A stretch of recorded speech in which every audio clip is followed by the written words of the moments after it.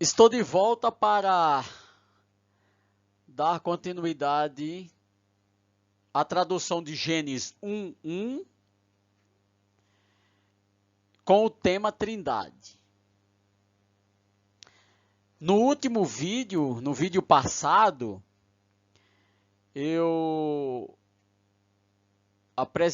mostrei a diferença que existe entre o nosso Elohim, certo? E a palavra Elohim com o tetagrama no bezerro de ouro. Vimos que não fez alteração nenhuma com relação ao nosso verdadeiro Elohim. O nosso Elohim continua sendo o nosso Elohim verdadeiro. Então não interessa muito se o nome, a palavra Elohim foi para os deuses, e nem tampouco o tetagrama também não vai alterar em nada, né? Bom, e aqui hoje eu quero mostrar alguns detalhes que eu considero muito importantes na continuação da tradução. Aqui nós temos o verbo barar. Deixa eu só explicar alguma coisa aqui. Se você quiser pronunciar esta palavra barrar, você pode. Eu mesmo prefiro pronunciar barar, porque uresh, quando você pronuncia barar, parece que soa mais forte. Essa característica do uresh aparece aí com uma tonalidade mais forte. Mas tudo bem, fica a critério de cada um. Bem, eu vou falar agora sobre os verbos transitivos e intransitivos. O hebraico tem, né? O português tem, o hebraico também tem. Tem algumas diferençazinhas, pouca coisa, mas tem. Só para lembrar, os verbos transitivos em português são os verbos transitivos são aqueles que precisam de complemento, né? Precisam ser complementados. Se eu falo para você assim, se eu falo para vocês, João comeu. Então, se eu não falar o que João comeu, certo? Alguém vai perguntar o que ele comeu. Faltou um complemento. Então, esta lacuna, esta brecha, esse espaço, né, esse vazio aí, é exatamente onde cabe a partícula, né, o complemento. Para poder o verbo ser um verbo transitivo direto. Então, precisa disso. Então, os verbos intransitivos já não precisa. Por exemplo, se eu falar assim, Esmengarda morreu. Pronto, eu posso fechar a frase, acabou. Ou eu posso colocar um ponto final ou uma exclamação, dependendo do meu desespero, não é? Já que Ermengarda morreu, não é? Então eu coloco uma exclamação lá. Mas não precisa de complemento. Então esse é chamado de verbo intransitivo. É só para lembrar vocês. Não estou dizendo que vocês não sabem. É só para lembrar. Aqui nós estamos diante de um verbo. Lembre-se que o verbo bará só se aplica para Deus, para quem é divino. Então, nós temos o verbo bará, porque o sujeito da oração, o personagem central, é Elohim. Elohim, traduzido para português, se traduz como Deus, com inicial, maiúscula, com D maiúsculo, porque representa unidade composta. A palavra Deus é uma unidade composta por 3 pessoas. Por isso que o verbo é Ele criou. Ele quem? Deus. E quem é Deus? Unidade composta. Por isso que o verbo está no singular. Bom, guarde bem isso e não esqueça nunca mais. Isso aqui é muito importante. Por que eu falo isso? Porque aqui é a origem, é a base da Trindade. Este verbo é um verbo transitivo, direto e definido. Vou falar de novo. É um verbo transitivo, direto e definido. Isso aqui eu vou explicar os detalhes. Se não der neste vídeo, no outro eu vou explicar, certo? Porque aqui é uma grande resposta que vocês darão aos antitrinitarianos. De dizer que Elohim aqui é plural majestático. E que Elohim é colocado para os deuses.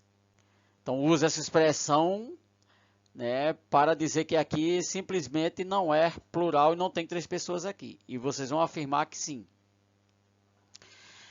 Bem, por que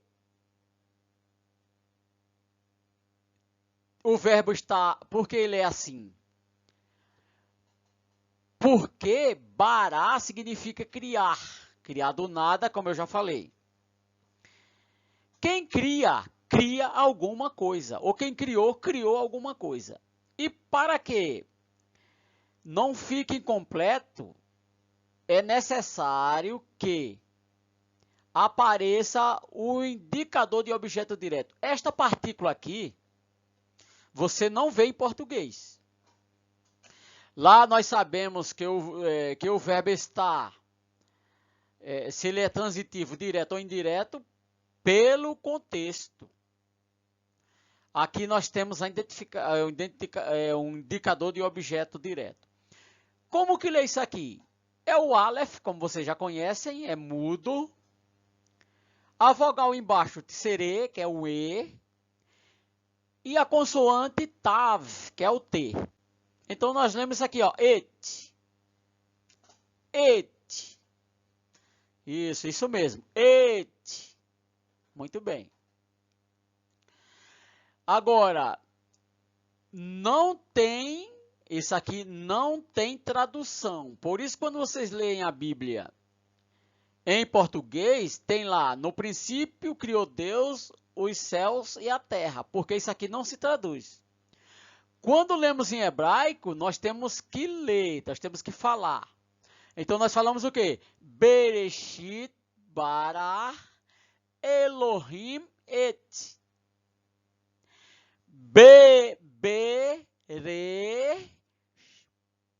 Bereshit bara Elohim et. Temos que pronunciar isso quando lemos o hebraico, quando ele aparece no texto. Porém, ele não tem tradução. Ele vai identificar, ele vai mostrar o que Elohim criou. Transliteração ele tem. O que é transliteração? É quando eu pego uma palavra de outra língua, no caso aqui o hebraico, e escrevo, a escrevo para alguém falar em português.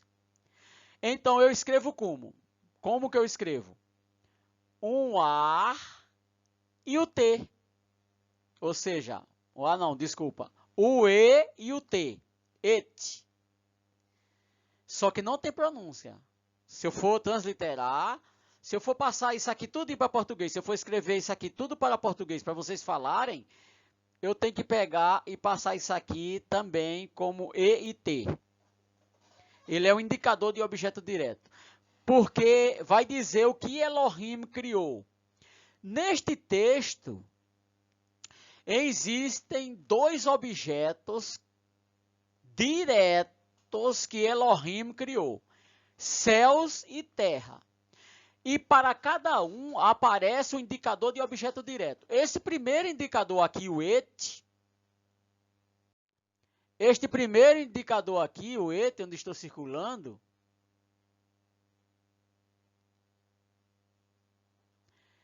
ele vai indicar o primeiro objeto que sofreu a ação de Elohim, que é esse aqui, ó, Shammai. O que Elohim criou primeiro? Os céus. Criou os céus. Certo? Este segundo aqui, olha, onde estou circulando, olha bem. Aqui é outro et. Este aqui é do segundo objeto. Terra. É da terra. Esse et aqui é da terra. Esse daqui é dos céus. Então tem que ser identificado. Porque senão fica vago. Elohim criou o quê? Então usa a partícula. Em português nós não temos essa partícula, né? E aqui nós temos um artigo definido. Por isso que este verbo é um verbo transitivo, direto, definido. Tá? Aqui nós temos o artigo definido. Aqui nós temos o re, seguido da vogal A embaixo, né? O patar, vogal A. Então nós lemos ra.